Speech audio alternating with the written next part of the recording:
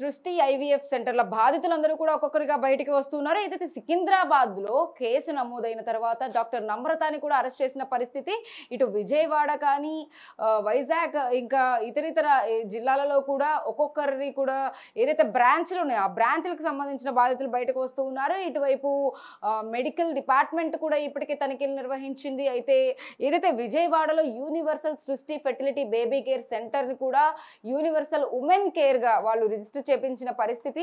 అయితే నిన్న ఏదైతే విషయం బయటకు వచ్చిందో విజయవాడ సృష్టి ఫెర్టిలిటీ సెంటర్కి సంబంధించిన ఆ బ్రాంచ్కి సంబంధించి కూడా కొన్ని వార్తలు బయటకు వచ్చాయి. అక్కడికి వచ్చి ఎవరైతే సుహాసిని కూడా మెడికల్ డిపార్ట్మెంట్ నుంచి వచ్చి ఆవిడ తనిఖీలు నిర్వహించిన వార్త బయటకు వచ్చిన తర్వాత బిగ్ టీవీ కథనాలను చూసి కొంతమంది బాధితులు బయటకు వస్తున్న నేపథ్యంలో నిన్న ఒక బాధితులతో మాట్లాడాం, ఇవాళ కూడా ఒక బాధితులతో మాట్లాడడం. డైరెక్ట్గా ఇప్పుడు ఎవరైతే ఐవీఎఫ్ ట్రీట్మెంట్ చేయించుకోవడానికి ఆ సృష్టి హాస్పిటల్కి వెళ్ళారో ఆ బాధితురాలతో అయితే ఉన్నాము ప్రస్తుతం. అయితే ఆ బాధితురాలకు సంబంధించి కూడా వాళ్ళు ఎటువంటి వివరాలు కూడా అంటే హాస్పిటల్లో మాకు అన్యాయం జరిగిందని చెప్పడానికి రెడీగా ఉన్నారు. కానీ వాళ్ళు కూడా ఒకసారి మనం మాట్లాడదాము.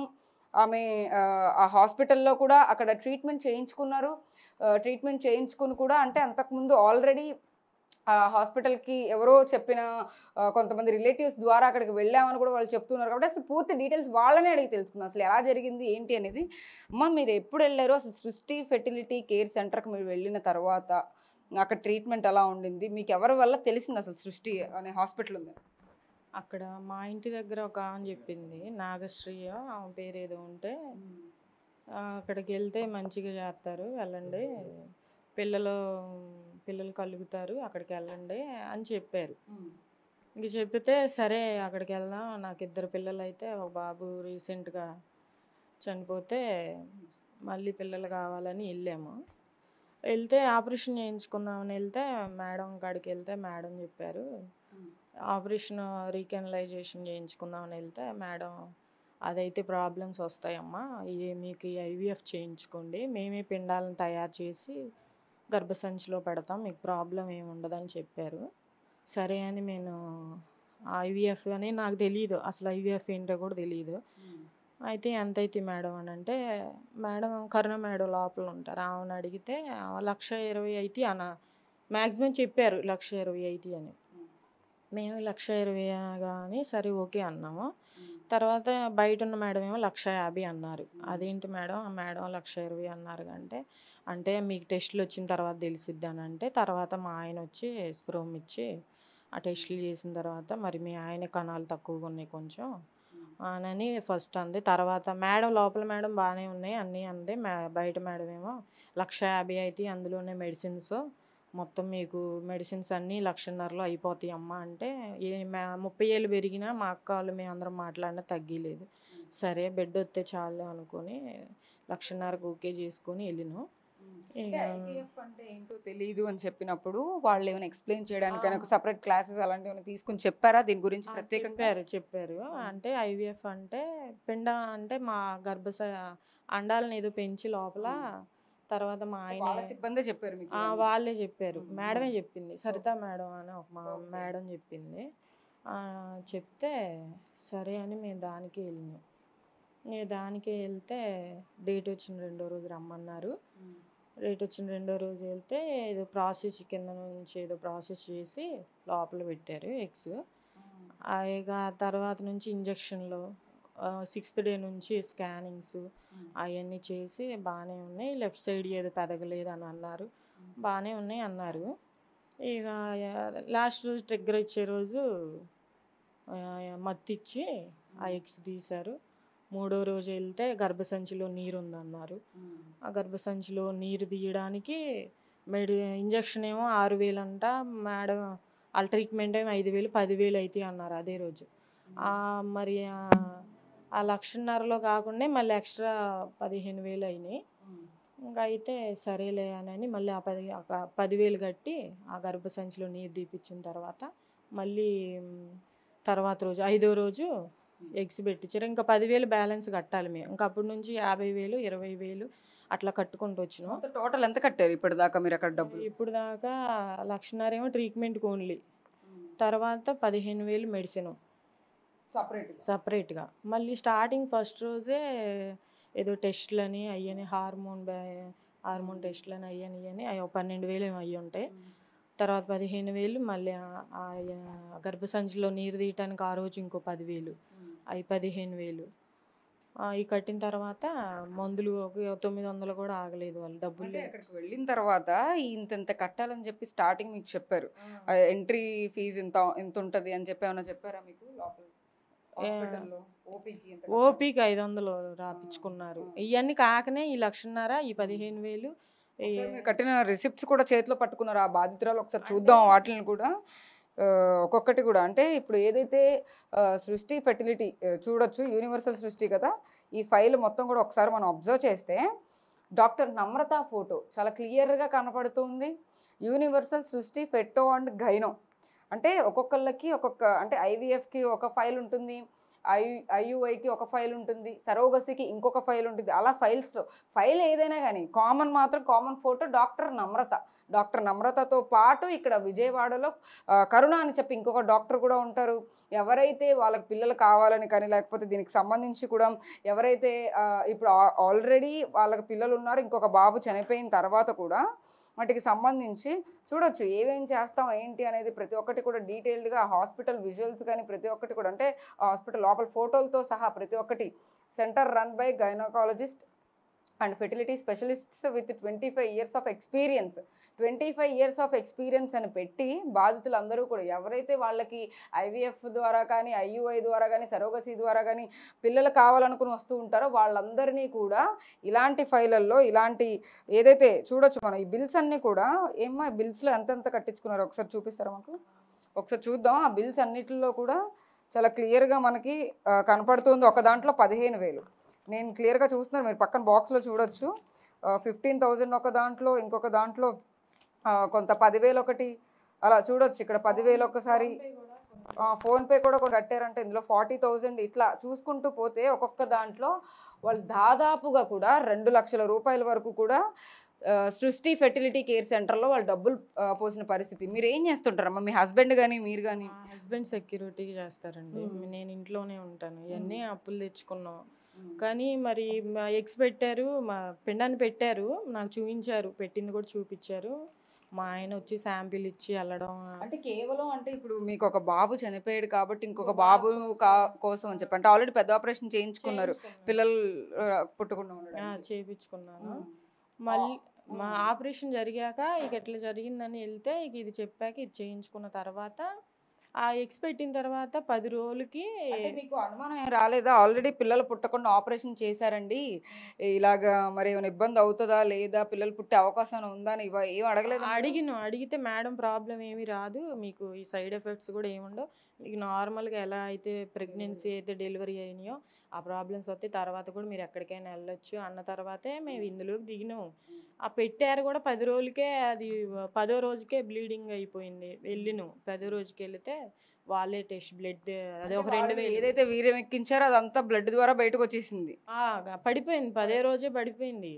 10వ రోజే బ్లడ్ కొంచెం స్పాటింగ్ కనిపెడుతుంది మేడం అని వెళ్తే మేడం అంది ఏం కాదమ్మా ప్రాబ్లం ఏమి ఉండదని, టెస్ట్ తెల్లారవుతుంది. 2 రోజులకే మందులు రాశారు.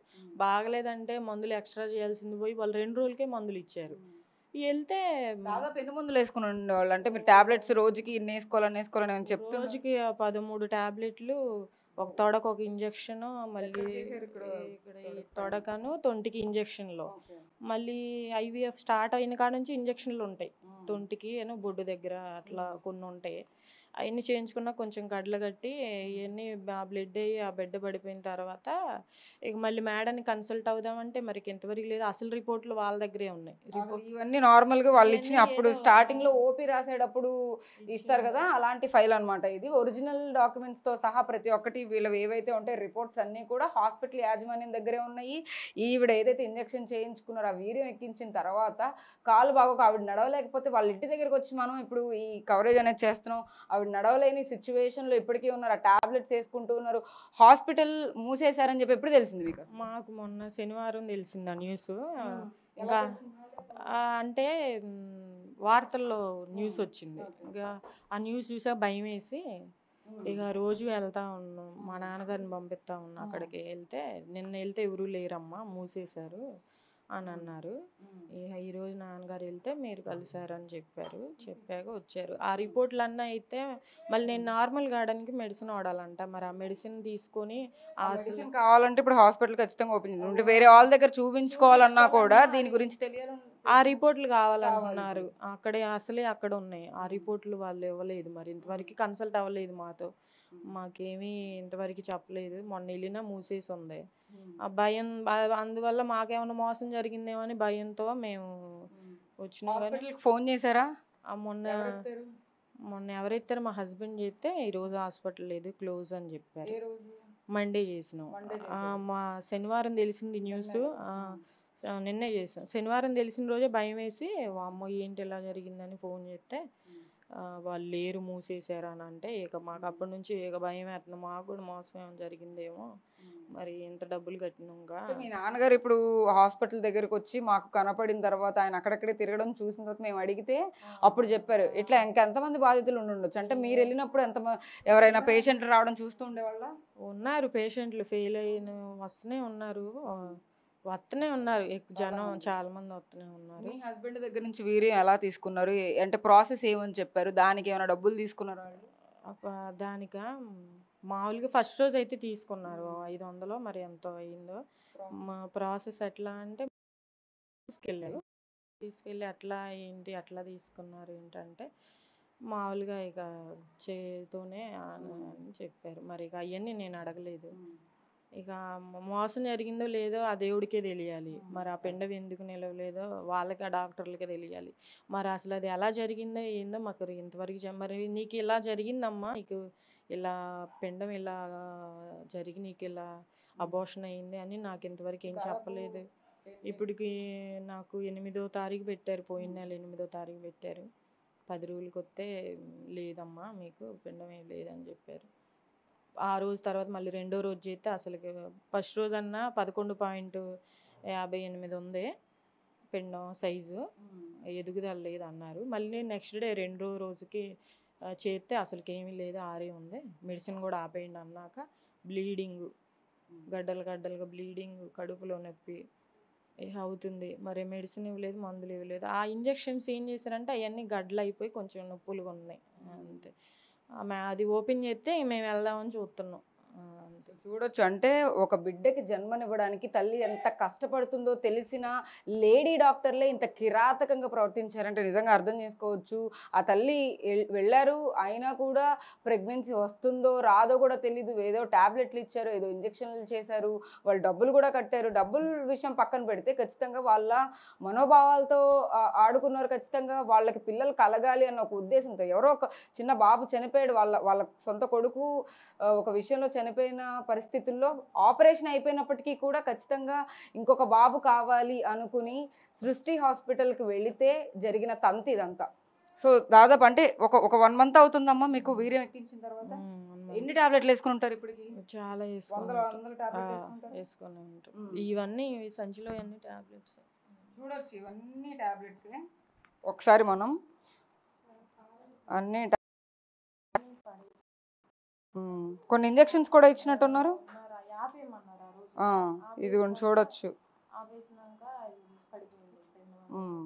సో మొత్తం ఇంజెక్షన్తో సహా ఇంజెక్షన్లు, ట్యాబ్లెట్లు, ఇన్ని ట్యాబ్లెట్లు వాడించి వాళ్ళతో ఆఖరికి మీ హస్బెండ్వో లేకపోతే మీవో ఆ వీర్య కణాలు సరిగ్గా సరిపోవడం లేదు అని ఒక చిన్న రీజన్ చెప్పి వాళ్ళని పక్కదో పట్టించి మళ్ళీ 2 లక్షలు కట్టాలి, మళ్ళీ ఇంకొక ప్రాసెస్ చేస్తామంటూ కూడా వాళ్ళని అంటే మళ్ళీ చేయించుకోవాలి. మా అమ్మగారు అడిగితే మళ్ళీ చేయించుకోవాలంటే ఎట్లా అంటే మళ్ళీ అంతే ఖర్చు అయితే మళ్ళీ ఇప్పుడు అంటారంటే ఇలాగా గర్భం దాల్చడం కోసం ఒక మహిళ ఎంతో ఇబ్బంది పడుతుంది, ఎన్నో కష్టాలు పడాలి ఖచ్చితంగా. కానీ ఇలా ఈజీగా మేము చేస్తామని చెప్పి నమ్మించి డబ్బులు గుంజి ఆడవాళ్ళని ఇంత ఇబ్బంది పెడుతున్నారు కదా, అలాంటి డాక్టర్లు ఏం చేయాలంటారు? అసలు న్యాయం అయితే చెయ్యాలి మేడం. ఎందుకంటే ఇది ఆడవాళ్ళ తల్లి కావాలని తల్లి ఎంతో వేదంతో ఉంటుంది.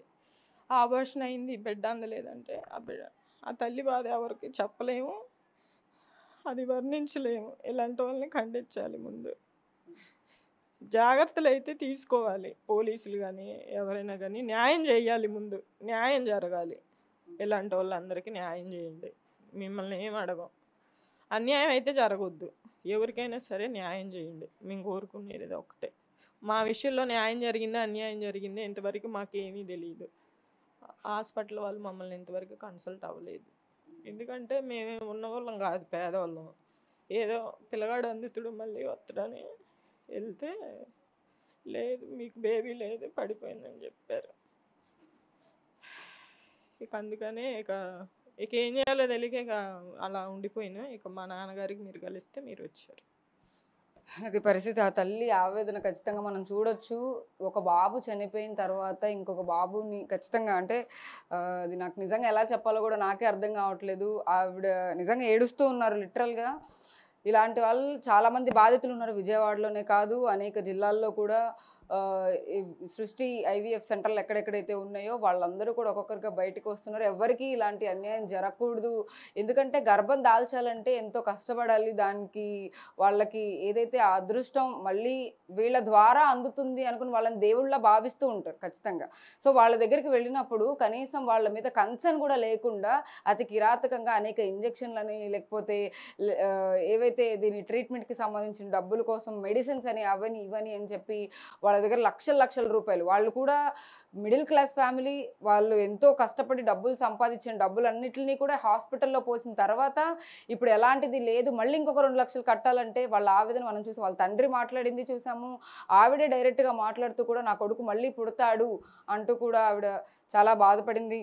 సో ఏదైతే జరిగిందో ఈ సిచ్యువేషన్ ఎవరికి రాకూడదు అంటూ కూడా వాళ్ళు కోరుకుంటున్న పరిస్థితి అయితే ఉంది. విజయవాడలో ఉన్నటువంటి యూనివర్సల్ సృష్టి ఫెర్టిలిటీ కేర్ సెంటర్ వద్ద అయితే కనుక ఇప్పటికే బాధితులందరూ కూడా బారులు తేరుతున్నారని చెప్పొచ్చు. పోలీసులు కూడా ఖచ్చితంగా దీని మీద దృష్టి సాధించి ఖచ్చితంగా కంప్లైంట్లు అనేవి తీసుకొని దీని మీద చర్యలు ఖచ్చితంగా తీసుకోవాలంటూ కూడా వాళ్ళు కోరుకుంటున్న పరిస్థితి కనపడుతూ ఉంది.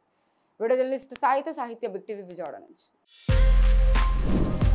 For more videos like this, subscribe Big TV channel.